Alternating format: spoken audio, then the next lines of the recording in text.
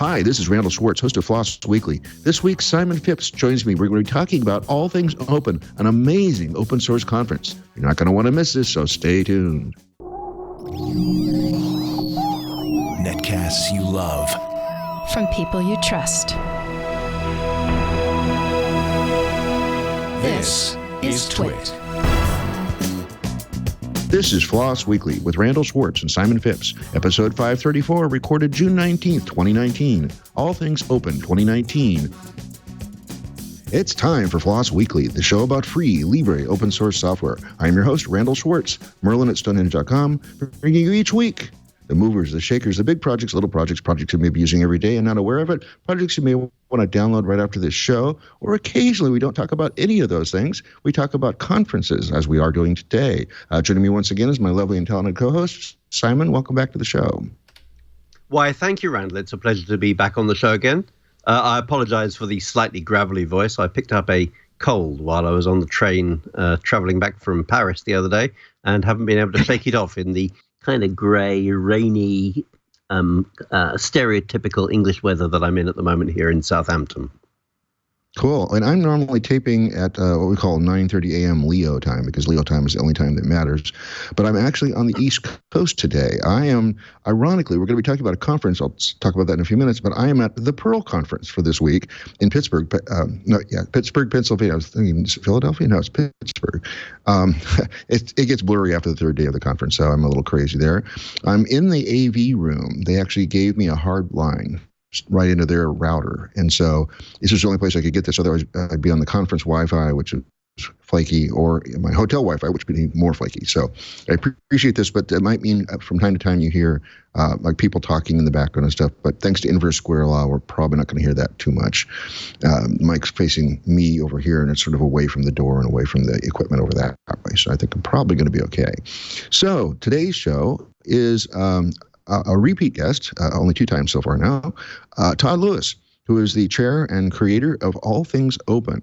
All Things Open is a huge conference that happens every October-ish, I guess. Yes, October, mid-October, in Raleigh, North Carolina, which is the home of Red Hat and a bunch of other things, so it's really convenient. And when I went 2 years ago, there were about 3,000 attendees, but I hear that number's been getting bigger. So we'll be asking Todd about what's happened in the last couple of years, what's happened in the 10 years of its existence, and anything new and unusual coming up in this show. You don't have to have listened to the last show. I did yesterday just to make sure I covered the same stuff. But this is a standalone show, so we'll tell you everything there is to know about All Things Open today. Simon, what do you know about this show?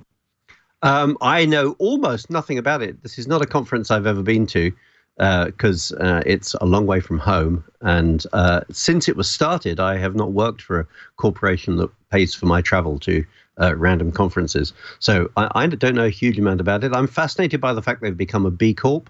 I've just been looking around on their website, and I've not been able to find any particulars about the ownership of the company and the conference. So I'd like to dig into that and find out why they aren't disclosing it. And generally, I want to find out about this huge event that I've never been to. Yeah, well, I was pretty surprised by it a couple of years ago, and I've been going ever since. I'll be there again this year. Why don't we bring Todd on, and then we can talk to him about this? Yeah, that sounds good. Let's do that. Welcome back, Todd. Thank you. Thanks, Randal. Cool. And where are you speaking to us from? I'm actually in Raleigh. I'm in downtown Raleigh at a co-work space called HQ Raleigh. Cool. All right. Well, so give us the big picture. What is All Things Open? What is it trying to cover? And maybe if you want to include that also, how did it get started?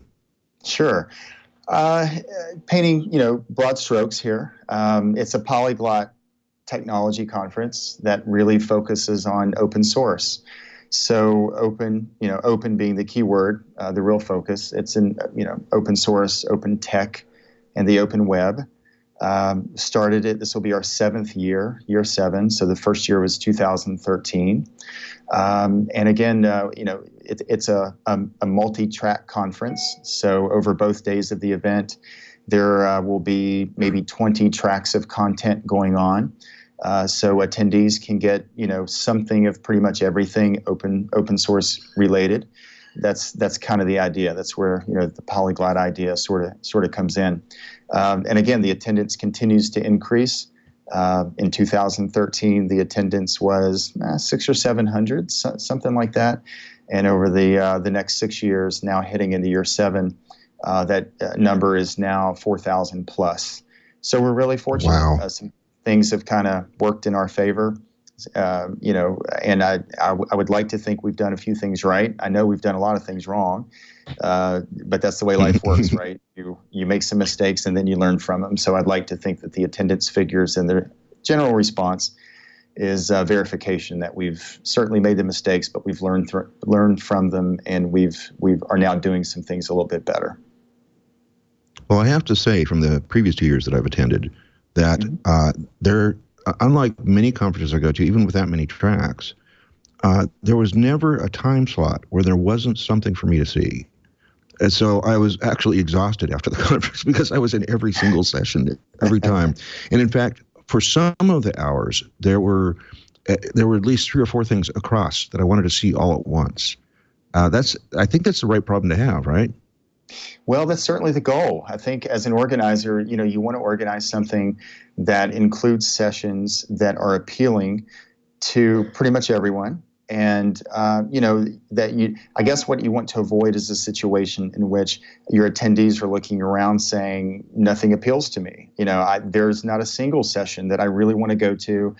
So as a result, I'll just, pop out in the lobby and I'll get some work done until something happens that I am interested in, and which is later in the day. So I'm really happy to hear that you were exhausted by the end of the day because there was so much content that you wanted to go to and wanted to attend. It's probably the single biggest complaint we get about the show is that there are some conflicting sessions from an interest standpoint. People really are interested in sessions going on at the same time. There's some overlap. And in the past, we haven't really repeated sessions. It's something we've talked about.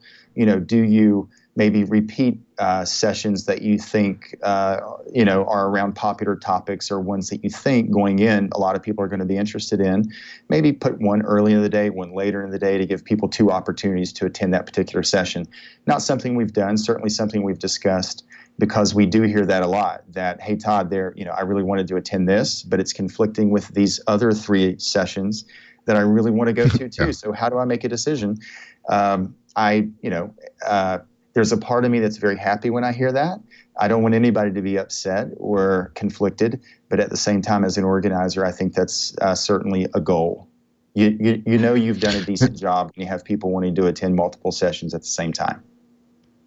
But given the shortage of speaker space, which I know because I was rejected this year, oh no, repeating a session is just going to, that's okay. Repeating a session is just going to eat up one more slot, right? Yeah, it does. It does. And, too, going in, there's only so much information you can gather going in. So, you schedule sessions that you think are going to be really popular. They're on topics that are of interest. And of course, we're consistently reading. We read articles. We, talk to people. We have talk review committees. We're constantly seeking input on what is of interest, what topics are on people's minds, what do we think they're going to find value in. But, there are some surprises. So, we have scheduled, put talks in slots that we thought were, key slots, prime locations, prime real estate, if you will. And while some of them do very, very well from an attendance session, some of them don't do so well. So we sort of got that wrong. And sometimes that can be a very difficult thing to predict. So, you just do the best you can and really try to choose topics that are going to be of interest. But you're exactly right. We had a good number of people submit talks this year. And even though we do have a number of slots available, there will be more than 200 talks that are featured over both days of the event this year. It's surprisingly limited. So you're exactly right. If we were to feature a talk twice, we would be taking a slot away from another topic and from another speaker. And this is at the is the Raleigh Convention Center? It is, yeah. We've hosted the event at the convention center every year. Again, this will be year 7, and we're back at the convention center. The co-work space that I'm working out of is about a block away from the convention center. I was just there yesterday. We were doing walkthroughs and prepping for the event in October. We're 4.5 months away, but in conference world, 4.5 months is the same as saying 2 weeks. It certainly feels that way, at least. Yeah. You're on the final countdown already. You could probably got clocks that count down from 4.5 months to 0. And as I recall, I think 2 years ago when I went, you'd already used up the entire convention center, so you really have no room to expand. Yeah, that's something. We talk to the convention center every year about expanding, and as nice as they are, to this point, they've refused to expand just for us. They like us. We're nice people, but they politely decline when we ask them to build on a new wing for us. Thank you, but no thanks. But all that being said, that's a really good point. This year, something that we are doing a little bit different is that we are expanding into an adjoining space. It's at a hotel, so we are going to be able to offer a few extended workshops and do some extended sessions, maybe a few more than we've been able to do in the past, by working a little more closely with the adjoining hotel and utilizing some of their meeting space as well. So that is something that's new. That's been a workaround, if you will, to the situation of sort of running out of space at the convention center itself. And, Simon's chomping at the bit to get some questions here, but I just want to get some of the logistics out. So what are the days of the conference? Yeah, October the 13th through the 15th. That's Sunday through Tuesday. Sunday, we offer a half-a-day programming.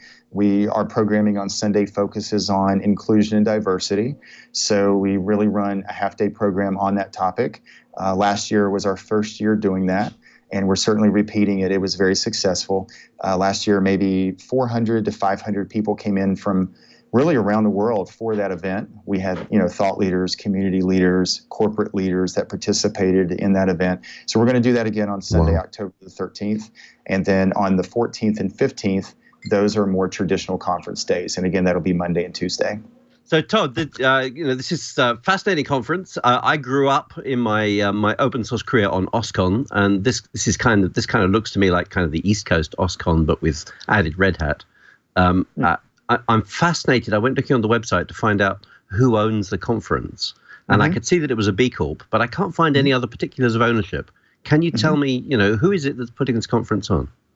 Yeah, All Things Open is a company. So it's the All Things Open company really putting the conference on, and the company is a certified B Corp. So the company has gone through the process. We make the certified B Corporation information pretty clear, or at least I'd like to think pretty visible on the website. Now you have to scroll all the way down on the homepage there to the footer on the homepage, certainly, and it does state that we are a certified B Corp. We've gone through the certification process, and we've been audited and verified and met the minimum criteria to achieve that certification. So in and of itself, it's a company that has gone through the process of becoming a certified B Corporation. Right. Yeah, that's why I scrolled down there and I can see it says that. There's nothing clicky down there for me to click through and find out anything more, though, which is, I think, why I'm asking. No, that's a really good question, Simon. And, honestly, we probably need to link over. The organization that certifies B Corps, that actually oversees the certification process, they give you guidelines. They, there are templates, there are guidelines to follow that they provide as to how you communicate the fact that you're a certified B Corp. And that logo, that verbiage in the footer of your website was one of the ways that was recommended to us. But we probably do need to link over. We've written, I think, a pretty good blog post on this that is in our news section. It is an older blog post. We wrote it last year, maybe a year, 15 months ago, when we achieved the certification, letting everyone know that we had gone through the process, sort of explaining the justification and what that process was all about. So we probably need to link to that blog post in the footer right there along with the certification. That would be the logical thing to do. Did I mention that while we've done some things really well, there are other things that maybe we haven't done so well? Yeah. Well, you see, here I am, a clueless foreigner who knows nothing about the event, and you kind of assume everyone who goes to your website knows what you are, and I don't, and I can't find any details about who you are. I think that's an excellent point. Where did this event come from? You know, I had already left working for evil corporate America by the time you started the conference, I think, and so it just appeared from nowhere for me. How did the event come about? Well, I developed I've been in the tech field for more than 15 years, and I developed an interest in open source maybe 13 years ago, and really began to focus on it and look at it more deeply and utilize it as well. So, maybe 10, 12 years ago, I, in an individual capacity, started to host events, user groups, and smaller events around the topic of open source, simply to provide education, because I realized very early on, at least to me, that there was a need to provide more education around it. People had heard of it. They'd heard of Linux. Maybe they, had heard of some other technologies, WordPress, et cetera, that they were maybe using or that were coming online. But they really didn't understand the model. They didn't understand the methodologies. They really didn't understand the underpinning, the revenue models. How do people make money in this? Why would anyone contribute? What's in this for me? What's the value proposition? What's the business case for this? They really didn't know a lot of that. There was and again, just in my opinion, there was a big need for more education in an environment that was accessible from a price point perspective. It was not overly expensive, that the average person could kind of get into and learn more about the topic of open source, both on the technology side and on the methodology side.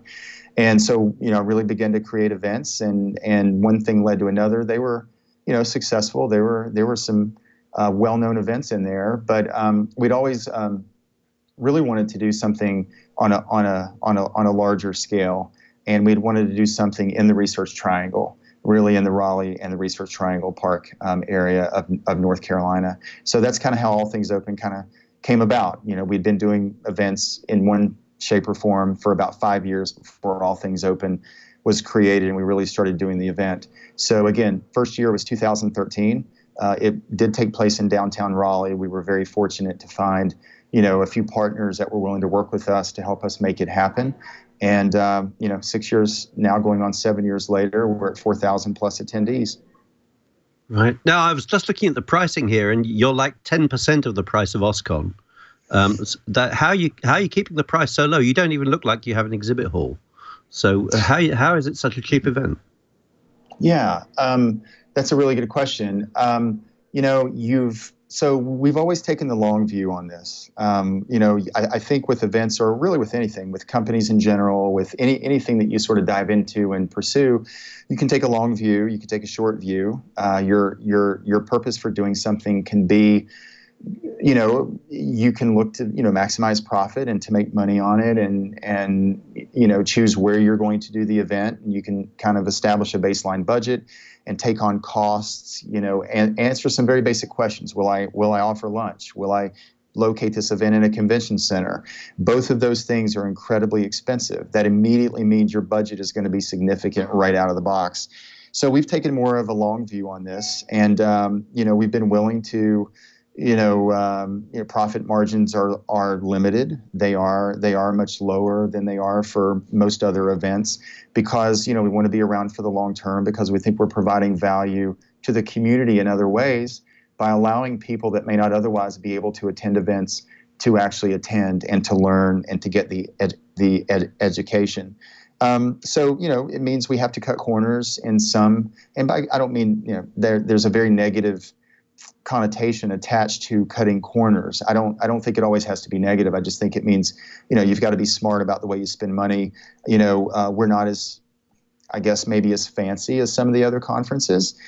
You won't find, some of the amenities at our conference that you might find at other events. We do box lunches.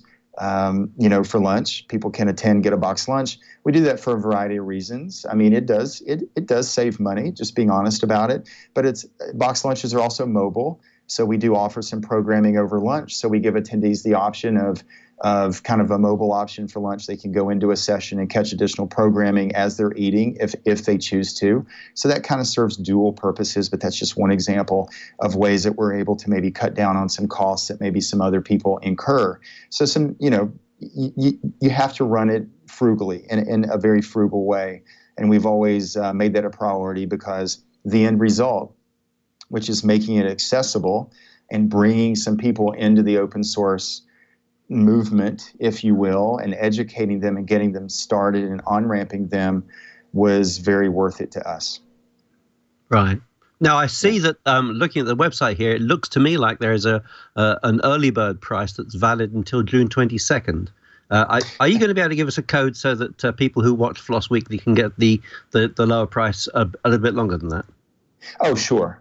No, we're more than happy to do that. That code will just be Floss Weekly. So if you we actually use Eventbrite. They're our ticket processing third-party partner. But on Eventbrite, just as you go to the we refer to as an iframe, the Eventbrite iframe and the Eventbrite page, you can certainly you'll be queued for a promo code, and you can put in a promo code Floss Weekly that will give you a discount once the $99 option expires. We don't really do any discounts. $99 is the lowest price that we offer, but then the discount codes do become active, or you can apply them once that 99 price point expires, which would start, that would happen on June the 22nd. So the discount codes would become applicable on June the 23rd. Right, and that's when a lot of people are going to be watching the show, because that's the weekend. So Sure. It's really great that you've made that code available. So it's Floss Weekly with or without a space, is that? Without a space. Without a space, so and all in lowercase. Yes. Okay, so if you go buy your tickets, people, and type in Floss Weekly in lowercase, you'll be able to get the lower price, even though you're past the early bird deadline. Thanks very much for arranging that for us, Todd. We're very grateful for that. So apart from it being cheap to attend, have you got any good keynotes? What's the show like this year? Yeah. So the way we structure it, again, Sunday the 13th, we do focus on the topic of inclusion and diversity. We did this for the first time last year. We make that event free. It does require registration, but it is free. So that actually begins on Sunday, October the 13th. And we do that because we want as many people to attend that event as possible, because we think the topic is one worthy of learning more about, understanding the importance of inclusion and diversity. So we want to lower the barriers to entry to that particular event as much as possible, so that we never, generally speaking, never want price to be an obstacle. But for that particular event, we really don't want it to be an obstacle. So that one is free. And then on Monday, Tuesday, again, are structured, I guess, in the more traditional conference model. We'll start out the day with keynotes, both days with keynotes. We have a keynote block about an hour and a half long. And Simon, we're going through the process right now. We're choosing keynotes now.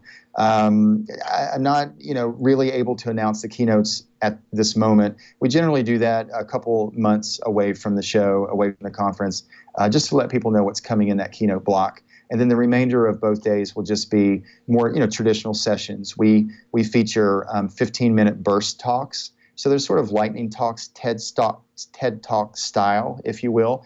And those are for topics, you want to touch something on something at a high level. You don't necessarily want to do a deep dive. The attendee wants to learn, something about something, but not enough to really go deeper on a topic. That's perfect. That's what the burst talks were really created for, to serve that purpose. We also do more traditional 45-minute sessions as well. And then we do extended sessions, which would be an hour and a half to 3 hours.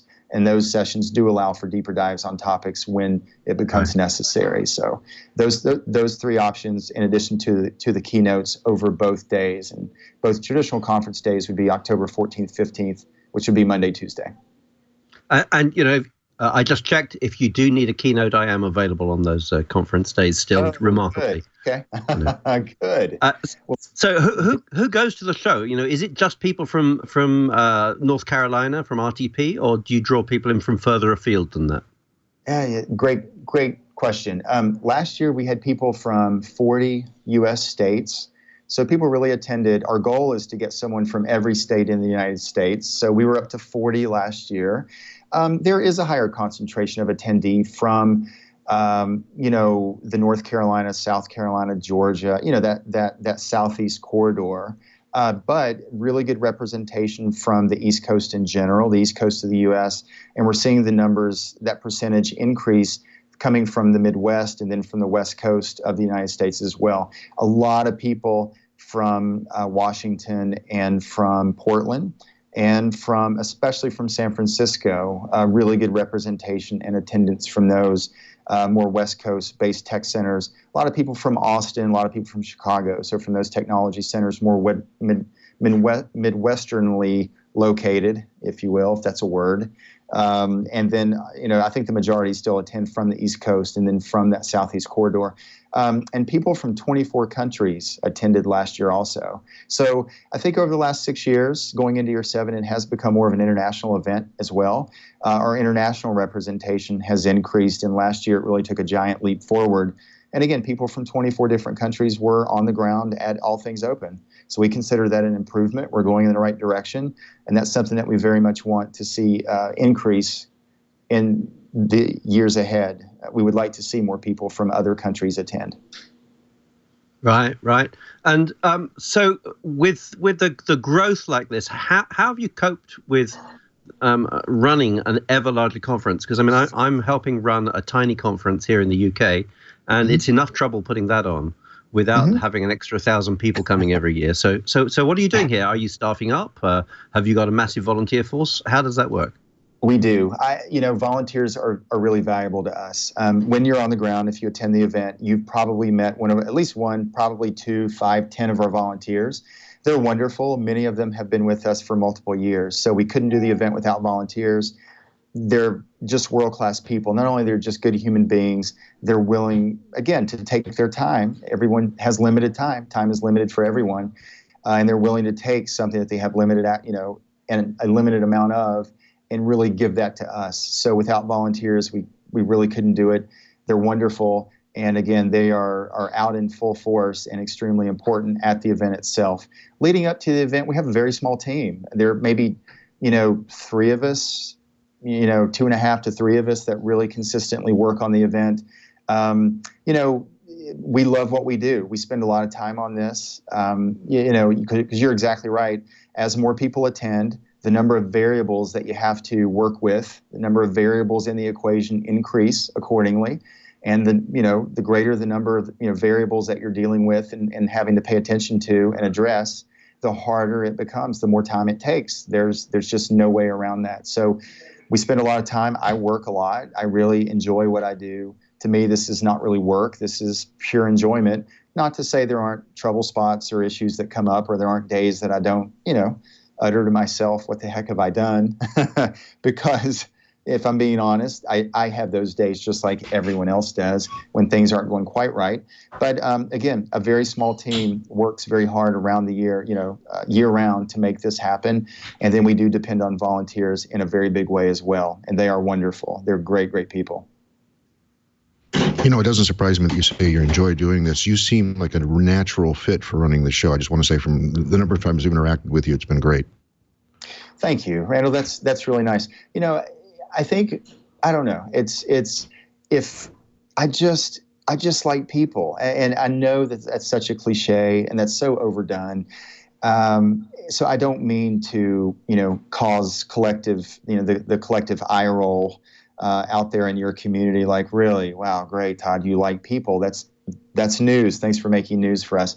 But I genuinely like people, and I want to help people. And I just think a conference, especially a technology conference where education and networking are the focus, it is, a few better ways that you can help people learn more, become more marketable, maybe get a job, introduce them to someone, enable them to make a connection that results in a job, that enables them to better feed their family and improves their personal network and, grows that. I view this as an opportunity to truly help people. And as cliched as that might sound, I think we take that very seriously. I was raised that way. My mom, without getting too personal, my mom, I grew up watching my mom truly help people. She dedicated her life to helping people in the classroom. She worked with, a lot of kids with learning disabilities. And she worked with the elderly. She gave her time in so many ways. And I watched her make such a big impact growing up. And, that has just never left me. So I thought, I have a natural interest in technology. I really want to go in this direction. I enjoy the tech side of it, but I really enjoy the people side of it. And first and foremost, even over and above that, how can you help people? How can you truly help other human beings? And I think conferences are just wonderful ways to do it. So thank you. Yes, yes. And just very, very kind. You're welcome. You're welcome. Absolutely. I actually have a couple of things I noticed. I attend conferences all over the world all the time. I'm at one right now, so it's like the irony of this. And I'm calling you from the Pearl conference today. Two unusual things I noticed about this conference. One, although the exhibit hall came up earlier in the conversation, you don't have an exhibit hall. You have exhibit halls. You want to explain that? Sure. Yeah. Well, that's been something we sort of focused on from the very beginning. So, I've been to a lot of events as well, and they have kind of a standalone exhibit hall. And what I have found, and again, this is not the case. This is not meant as kind of a blanket, comprehensive statement with no exceptions. So I just want to preface what I'm about to say with that. But all that said is that I found when you have a standalone exhibit hall, you often have to heavily incentivize attendees to visit the exhibit hall. And that's okay, whether that's food, whether that's giveaways or prizes, or however an organizer might do that, that's perfectly okay. I have great respect for anyone doing this because this is really hard to do well. It's just a difficult thing to do because of the number of variables. So, but we wanted to do things a little bit differently. We actually put our exhibit spaces out by the breakout rooms, out in the actual conference center itself, so that attendees are consistently walking by tables and visiting with sponsors throughout the day. So there's not sort of a schedule, say between 10 and 12 and 2 and 5, that the exhibit hall is technically open. And I'm using air quotes there as being open. We just wanted to do it a little bit differently and really encourage interaction and engagement with our sponsors and with our partners. And I can tell you, while there are drawbacks, nothing works perfectly well, and I'm not even going to pretend that it does. I think overwhelmingly that has worked very well, and our sponsors love it. They love the constant interaction. Our attendees generally seem to like it. I think by the time they leave the show, they have met with or interacted with in some way with all of our exhibitors, whether they be paying sponsors or partners or maybe an underrepresented group. We often, we'll have underrepresented groups. We give them exhibit tables at our events so that they can recruit sponsors and mentors and volunteers and things like that in the technology community. But by the time an attendee is left, because of that setup, they have met with just about everybody. So in our opinion, it's a win-win. Our attendees get to meet with everyone, get to learn about all the opportunities that are out there that are available, whether they be products or services, or whether they just be volunteer opportunities or mentorship opportunities. And then our exhibitors are very happy because they've met with about everyone that has attended the show, and that very rarely happens. Generally speaking, that almost never happens. So again, we chose that setup to address that issue, and we just happen to view that, again, maybe we could do it a little better, maybe we could improve on that, maybe we could better serve both sides of that equation, and so far it's worked out very well for us. About the only downside I've seen to that is that for a very popular vendor or sponsor, the hallway gets a little narrowed through there, and I tell you, people moving is probably your biggest issue as you get bigger and bigger. So that's another thing I've seen bad on that. But one of the advantages is that, okay, I need to get to this room for this next talk. And as I'm doing that, I'm walking by maybe 3 or 4 vendors I haven't seen yet. And so I then make a note and say, I got to go back and see those guys. And so I don't, I'm crazy at conferences in that when the exhibit hall opens, I go in and I have to plan the route back and forth to make sure I see everybody. Right. And that gets really annoying. And again, with a busy booth, it crushes across the hallway. And now everybody's wearing backpacks, so you get into this sort of backpack mess where you can't get through. So I really like that. I really like that about this show, and I think it's innovative. I haven't seen it anywhere else, although Simon's whispering in my ear that that's also happens other places. But I'll let him ask that of you. Sure. The other thing I like about this conference that is really amazing and again very innovative is that if you apply to be a speaker and you're one of the 4 out of 5 that gets rejected, you still give them a free pass to the show. That is totally unusual. Yeah. Well, it's, we've been speakers ourselves, and I've written abstracts, and I've applied to be a speaker, and I've responded to CFPs, and I've spoken at events.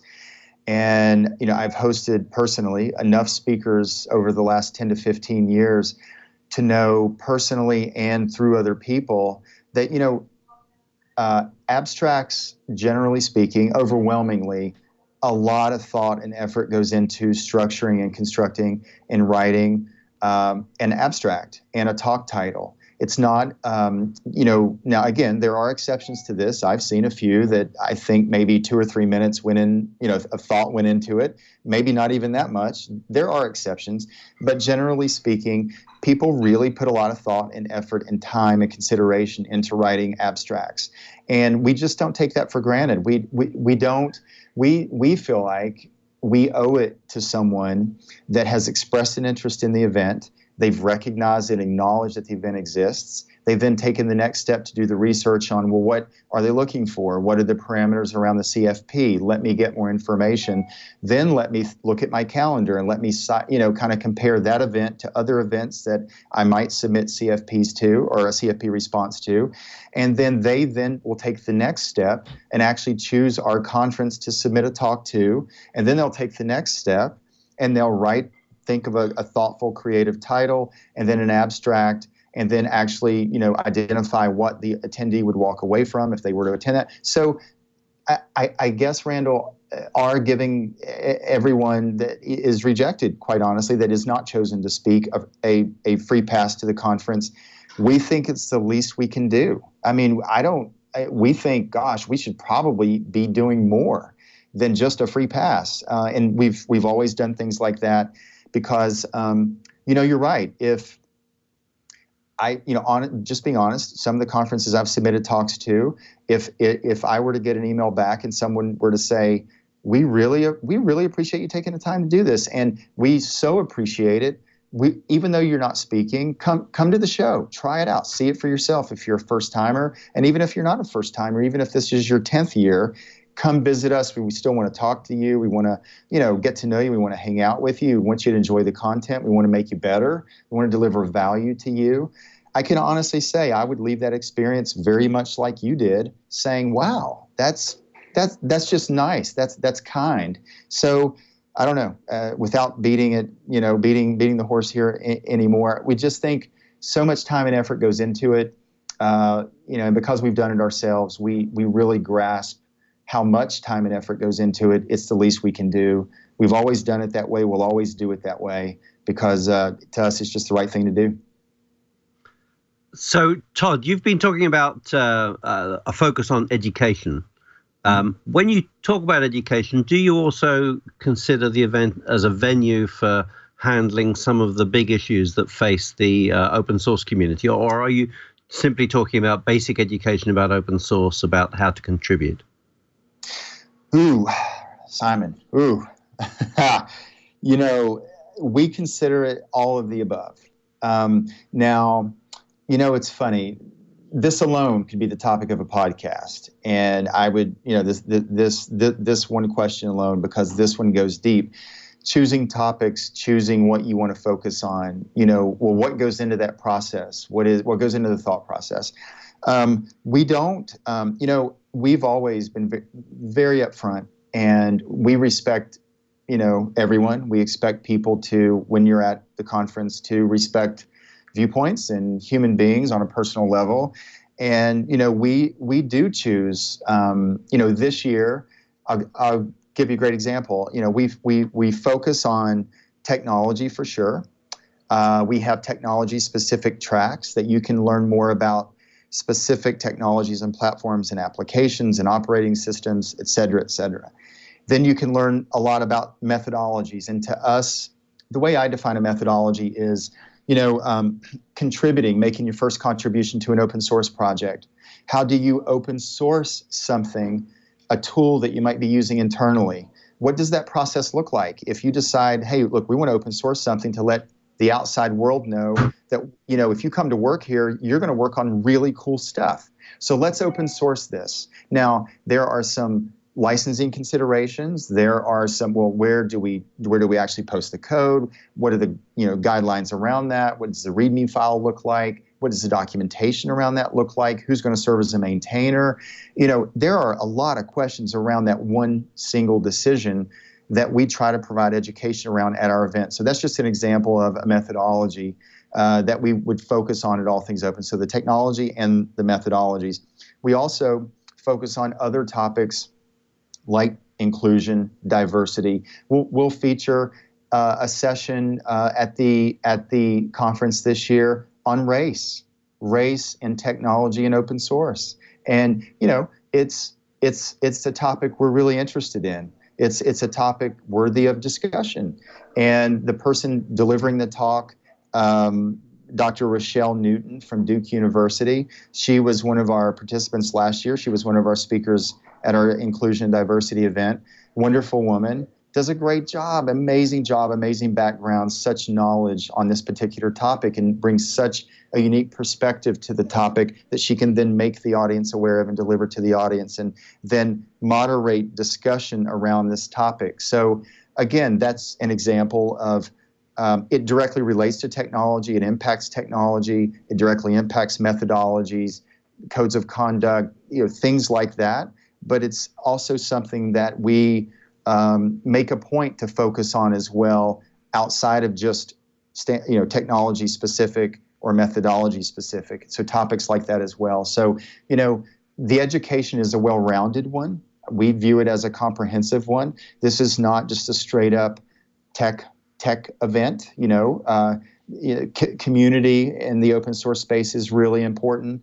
Again, methodologies around open source technology, the technology itself is extremely important. So we try to take more of a comprehensive approach when choosing topics that we provide education around. Simon, I hope I didn't talk around your question. I just want let's pin you down. Context. Let's pin you down a little. I think that those are all worthy topics. Every conference is struggling with them or presenting them and featuring them even. I hear a lot of discussion, grassroots open source community discussion about the ethics of open source, about whether there's any way they can stop their work being used in things that are bad for humanity. I hear a lot of discussion from people about whether venture capitalists are good for humanity, and from the venture capitalists asking whether open source is good for profits. I think there's a lot of discussions to be had around those topics as well. Are those too controversial? Are you too much of a touchy-feely conference to do controversial things, or are you going to confront those as well? No, we've always featured talks on business models, and business models absolutely take the impact of cloud computing on open source into consideration, because it's impacted the revenue model. So that's part of that topic being delivered. And I know cloud computing is a big topic within the field as well. So what impact is that going to have on long term on open source? That's another one that's a little controversial at the moment. So no, we don't shy away from controversial topics and talks. We want to encourage conversation and discussion around those topics. We want to encourage it to be, engaged in a very respectful way. We big believers in respect and allowing that to guide the discussion for sure. But no, as far as shying away from controversial topics, no. I mean, again, these are things that are going to be talked about. People are going to discuss them. If there's not a venue to discuss them at or in, then they're going to do them in other ways. They're going to write articles. They're going to write blog posts. They're going to, they're going to find other outlets for conversations around topics just like the ones you identified. So we're not opposed to a conference being an outlet for that conversation as well. We've never really shied away from that at all. Now, I used to visit RTP fairly often when I worked for IBM. You've got, as your sponsors, you have Red Hat and IBM, who are very much local employers. And you have a close relationship with Red Hat's infomercial site, opensource.com. Does that influence your content selection, or would you say that you're able to select content independently of that influence? Yeah, that's a really good question. That's one we get a lot and have gotten a lot over the last really 6 to 7 years, ever since the event itself started. It really doesn't have any impact. I'm very honest, because I know you ask a specific question, but with events, how much is the content driven by sponsors? Is it pay to play, or is it not pay to play, or can you pay to play, or those types of topics and questions come up all the time. And with us, we've never been really a pay to play sort of event. And it doesn't really impact talk selection and things like that. Now, are there opportunities that that we provide? Sure. Do we appreciate sponsors and partners? Absolutely. Without them, this wouldn't be possible. But above all else, we take our attendee into consideration. I mean, really, we created All Things Open to be the event that we would want to go to. If I attended a conference and I had 10 choices, what would be the characteristics that would cause me to say, wow, that is an event I would want to go to?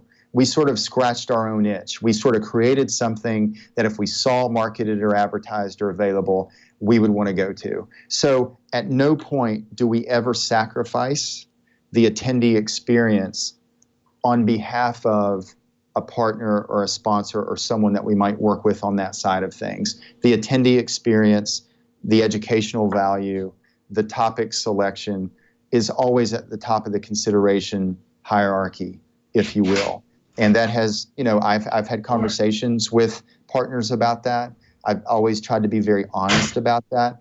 And I can tell you, people have been very understanding. People, we've, again, very, very understanding. I think people respect that in the end. And they really, I think that's one of the reasons why the conference has grown, is that attendees don't feel that way. They don't think that that's reflected in talk selection or who's delivering talks or anything else. They feel like this is an even playing field, that everyone has a fair shot, everyone's well represented, and there aren't favorites played, if you will, and that's not reflected in I don't feel like I'm attending a sales pitch on behalf of a sponsor or a partner. We've never really heard that. We've never received that feedback. And I can tell you, we've worked really, really hard to prevent that from happening, because we do want to be fair to everybody. We want to be viewed as neutral territory. That's certainly a goal and always has been a goal. So partners are very important. Red Hat, as an example, they are headquartered. Their worldwide headquarters are in Raleigh. They're located maybe a few blocks from the convention center, and they've been a partner with us from the very beginning. But I mean, do they influence talk? Nothing. There is a wall of separation there, and there always has been. It is run independently of any of our sponsors or any partners or whatever title or however we might refer to them. Again, we take the attendee into consideration, and we put on an event that we would want to go to. And I can tell you from my own standpoint, my own perspective, I would not want to attend an extended sales pitch on behalf of just a couple companies. That would get old really quickly. And one, I would never go back to that event. And two, I would leave the event very early after about 2 sessions. After I figured out what was going on, I would probably leave very, very quickly afterwards. So the fact that our attendance continues to grow, people continue to come back year after year, I hope that's a reflection that we focused on it, and it is very important to us. And I know you can't talk about this year's upcoming keynote speakers, but I can tell you and remind you of a keynote speaker I really appreciated a couple years ago, and that was what's her name, Sarah Chips, that does Lullabot. That was such an amazing talk. For those of you that we have a show on that. We actually got her on the show about a month after you were on. Mm-hmm. And so go back and see the Lullabot episode of Floss Weekly for the details. But the sort of the elevator pitch is that they have friendship bracelets that can be programmed. I think it's in JavaScript, but somehow it's like getting. That's right. Yeah. Typically, girls only wear friendship bracelets. Oh, now I'm going to seem sexist. I'm sorry. People wear friendship bracelets. Stop that, Randal. But it was to get more women included in wanting to program at an early age. And I think she hit the market spot on. And she's been reasonably successful, I understand. In fact, they've got science kits now for people that are trying to get more people in STEM. So that's really exciting. And that was one of your keynote speakers. And I had to immediately run up to her and said, "I did the show. You want to be on this show?" And she said, "Sure." And so she was on a month later. So that's the caliber of people that you have at your keynotes. These people that are making a difference in so many different directions. And you're right. This is the kind of show I want to keep coming back to. And you're spot on that. So thank you for those kinds of keynotes. Yeah, and last year, Sarah was two years ago, and last year we featured a speaker that on day 2 demonstrated earrings that were powered by Python. So they were Python-powered earrings, and that was another example, sort of as a continuation of the Sarah Chips, topic. So. But you're right, Randall. Keynotes are really interesting because you need to choose topics that are widely applicable and of great interest. So you've got a lot of different types that attend our event because it is a polyglot event. So you do get specialists that attend. So choosing topics that appeal to a wide audience can sometimes be a challenge. So it's good that you found value in Sarah's topic. We thought going in that was going to be an amazing topic, and that we were really pleased to see it work out that way. But no, that's just that comment is on a topic that is of great interest to us, because we talk about keynotes all the time. What will a lot of people, what will be of interest and applicable to our very wide, varied audience? And that leads, as you might imagine, to really deep, long, extended discussions, and in some cases debate, and in some cases disagreement. So it's really, really interesting. So I'm really glad you found value in that one.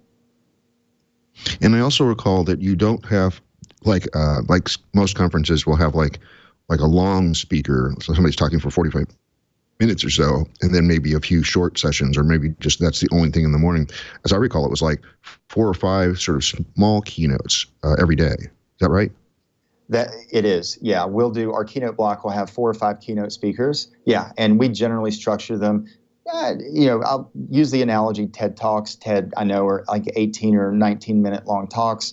Ours are 10 to 12 minutes, generally speaking. You can say a lot in 10, 12, 15 minutes. Anybody that's done any public speaking, there are some topics that are difficult to explain in 10, 12 minutes, more complex, more nuanced topics, but the majority of them, you can say a lot in just 10 to 15 minutes. And that's, our keynote speakers have always done a really great job. They have really said a lot. They've packed a lot into those 10 or 15 minutes. And, our attendees get to hear from, 4 to 5, people doing extremely interesting things within just, an hour to an hour and a half block of time. So that's been well received. It kind of keeps things moving too. It gives the attendees some variety within that block. Back in the early days, going back a long, long way, 10 years ago, we would do the extended keynote talks, the 45-minute keynote talks. And we learned very, very early on that for a keynote, for a big audience, a 45-minute talk, unless, just a select few speakers can hold the attention of a big audience for that long a period of time, and then maybe it's a fireside chat, or maybe they're being interviewed by someone. Generally speaking, we have found that doesn't work so well, not with our format. Mm-hmm. So that's one reason why we transitioned a long time ago to again, multiple talks within that keynote block, and limiting those to 10, 12 to 15 minutes. That just seems to work really well. Yes, and you can hear a lot in 10 to 12 to 15 minutes. You can also hear a lot in an hour, like this show has already been. We're almost out of time. Is there anything else you... What? Sorry? Yeah. I said, you're kidding. An hour has gone by? Wow. Yes. That's amazing. Doesn't it go by so quickly? It's amazing. So we're almost out of time. We're almost out of time. Is there anything we missed asking you today that you want to make sure our audience is aware of before we have to let you go? No, I don't. Well, one, Randall, thank you so much for having me on. Simon, thank you for the questions. These were interesting questions, but putting on events there's a lot that goes into this. This goes deep. This, if you really put a lot of thought into an event, there are a million different ways you can do it. It's sort of like chess. That's the analogy that I often use. After the first 3 or 4 moves, the number of options is almost infinite. with conferences, after the first 2 or 3 moves, the ways that you can structure an event are almost infinite. So I hope I never lose it, like some people that have played chess have. I hope I never get lost in the endless possibilities. But all that said, I really have enjoyed the questions because conference organizing goes deep. These are deep questions, many different directions. So thank you for having me on. Thank you for the nature of the questions. And really just, I would encourage people to at least give us a shot, to go to allthingsopen.org, check out the conference. We really do things a little bit differently.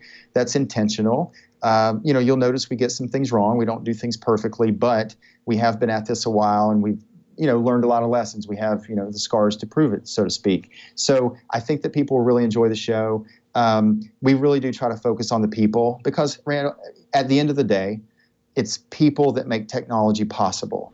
So, hosting an event that only focuses on the technology side has never really made a lot of sense to me. We really try to focus on the people and make them the focus as well. So it's a very people-focused event, a lot of networking opportunities, a lot of interaction opportunities and engagement opportunities. I just think you'll leave having met a lot of new people that you did not know before arriving. And then you'll also learn a lot too. We really do try to choose topics that are going to educate the attendee, technology, methodology, and then just other topics, that are maybe distantly related or somewhat related to those 2 topics, like the ones that we discussed previously. So you'll really learn a lot as well. And then, too, final thing, if anyone has any recommendations, if there are better ways to host conferences or maybe something we haven't thought of, I'm all ears. Our team is all ears. Again, I admire anyone that does this. Any company or individual that does events, I admire them because it's not an easy thing to do. You can get lost in the possibilities. So if someone has found a better way of doing things than what we're currently doing it, I would love to hear from you. By all means, reach out, make a suggestion on any topic, whether it be CFPs, whether it be the way we handle sponsors or just structure the event or topic or, track topics or session titles or anything. We want to get better. We want to deliver more value for sure. So by all means. Well, Todd, I want to thank you for coming on the show this time again and being very insightful as you always are. And I'll be seeing you in October in Raleigh. Randal, thank you. Simon, thank you. Thank you again for the questions. Wonderful questions. Awesome. That was Todd Lewis, the chief poobah of allthingsopen.org. Hope he doesn't take offense at me calling him that. Simon, what do you think? It's really quite fascinating because, from obviously I've only read the website and heard the discussion. It sounds a lot like an amalgam of elements from all the community events I've ever been to. So FLOSS in Germany, for example, puts all its exhibitors in the hallways and in the public space that everyone has to walk through. So does FOSDEM in Brussels do that. It's kind of a community way of doing things. And the low price and the focus on education rather than commercial promotion, those all have got a kind of a community feel to them. So fascinating event. I really would quite like to go. Whether I can afford to spend $1,000 on a ticket to Raleigh to go is another question. But with all that money I'd be saving on the ticket, I suppose it's cheaper than going to OSCON in Portland. Yeah, I was going to say OSCON for a typical attendee is something like $1,500 now, right? I don't know. I never paid. I wouldn't even want to begin to guess what it costs, honestly, Randal. I've been getting a free ticket as a member of the program committee for quite a few years now, and I've lost track of what it costs, but I know it's a 4-figure number. Wow, yeah, I'm sure it is. And I'm just thinking, as he was talking about community conferences, and you were talking about that, I'm at the Pearl Conference, which in fact is a super cheap conference to attend, and they put the exhibitors out in the hallway. So maybe that's a common litmus test. I should never go to an event that doesn't have the vendors in the hallway anymore. Yes, that would be hard to keep up, I guess, maybe because there's not that many. But yeah, and I haven't paid for a conference in years, and so I really don't know what things cost anymore. But I know that's a sensitive issue for some people, so that's kind of fun. I think Scale has an exhibit hall. But it's more volunteer run and it's fairly cheap to attend, so that's pretty good. All right, we're way over time, so I got to get going here. Upcoming guests, I only have 4 on the books right now. I got to get some more to fill in some of the slots. OPSI is coming up next week. They're an open source client management system to manage heterogeneous environments. and enables the deployment and configuration from OSs and software on Windows and Linux computers. CX after that, for those of you looking for blockchain, we've got a blockchain show coming up. Hooray! CX is a general purpose. Yay! It's a general purpose interpreted and compiled programming language. And without reading the rest of the sentences there, basically it's targeting the Ethereum blockchain contract. So that's basically what it's primarily designed for. So it's coming up 2 shows from now. Micronaut is a modern JVM-based full-stack framework for building modular, easily testable microservices and serverless applications. And then just to have 2 or 3 shows that use the word serverless, that's probably going to be our theme for the month. A serverless framework, that's their name. They enable easy deploy for serverless apps. So that's coming up in a while. I'm about to open up, I think, July. No, those are July. I'm about to open up August so we can start filling in some more slots. I've got a bunch of people on the short list. I've got some people here from the Pro Conference. I'll clearly have a bunch of people from All Things Open because that's such a rich source for possible guests. I mean, every keynote there, all the rooms that I went to, and I got a bunch of people from that show last time I was there, so it makes it justified for me to put some money and time into that. Anyway, that's what we got on the upcoming list. Twit.tv/floss is the homepage for this show. I highly recommend you check that out because linked from there is the big spreadsheet that talks about who we've got coming up and who we're also talking to already. I love other suggestions. Please tell the project leader or the community coordinator to email me, Merlin@stonehenge.com. My email address is on that page. Don't write it down. Just go to Twit. Remember, twit.tv/floss. It's the only thing you have to remember. We have a live stream at 9:30 a.m. Pacific time on Wednesdays at live.twit.tv. The chat room there, I don't think we took any questions from chat room this time. And you can follow us at Floss Weekly on Twitter, and hopefully something like Medium coming up soon. I've got to figure out the right blogging platform that multiple people can share, because I always like to have my co-host be able to post articles. You can follow me at Merlin on Twitter, Merlyn. I am at the Pro Conference. I will be at, and I am at the conference in Pittsburgh. I will be at OSCON in mid-July in my hometown of Portland. I've been accepted to be a speaker and a guest speaker and a panelist at DragonCon in Atlanta, Labor Day weekend. I'm actually giving a long Flutter talk again. I'm actually building a live Flutter application and run it on iOS, Android, a Mac desktop, and in a web browser. Hello, English. And so it's going to be really fun. And I will be, as I told Todd a moment ago, I will be at All Things Open in mid-October and in Raleigh, North Carolina. So that's my upcoming places I will be at. Simon, do you have anything to plug? I would like everybody in the UK to immediately go and buy a ticket for OrgCon. That's the Open Rights Group conference. We have Edward Snowden keynoting the conference. We have an amazing lineup of people. The tickets are not at all expensive, and you can get them from the openrightsgroup.org website. And you probably ought to go fairly soon and get some before we sell out. That conference is on the 13th of July, and I expect to be there. And then I may well find myself at OSCON. So if you would like to meet me at OSCON, do please drop me a line and we can try and set up a meeting. And then the other thing I'd like you to all rush out and buy a ticket to is the conference that Dan and I put on in October called OgCamp. That's the 19th and 20th of October, and we just opened ticket sales for that. The early bird tickets are available at the remarkably low price of whatever you want to pay for them. We suggest at least £15 sterling. So do please come along for that weekend, 19th and 20th of October. Apart from that, you'll find me at WebMink on Twitter. You'll find the stuff that I write about at meshedinsights.com. That's the URL on the screen for the people who are watching the video feed. And I welcome your support through Patreon. You'll find me on patreon.com/webmink. Back to you, Randall. Cool. I hope you get to come to OSCON because I don't have a guest yet, and you're pretty good at hunting those down. So, and you can certainly co-host with me, obviously, that would make sense if you're there. If you're not there, then I have to find another co-host, and I have to find a guest somehow before then, which would be interesting. I'm going to write the press contact there and see if there's any announcements going to be made. That's always a good way to do that. Anyway, we're way over. I apologize for that, but this show is just so interesting. I mean, and Todd had some really great answers to some really interesting questions, so I really appreciate that. So with that in mind, thank you, Simon, once again, and we'll see you all again next week on Floss Weekly.